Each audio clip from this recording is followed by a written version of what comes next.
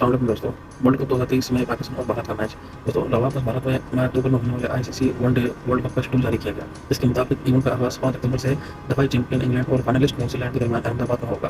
भारतीय मीडिया की रिपोर्ट के मुताबिक वर्ल्ड कप में 10 टीमों के दरमियान 48 मैचेस खेले जाएंगे। भारत का पहला मैच ऑस्ट्रेलिया के खिलाफ 8 अक्टूबर को चेन्नई में होगा, जबकि पाकिस्तान अपना अफ्ताही मैच 3 अक्टूबर को कोलंबो टीम के खिलाफ खेलेगा।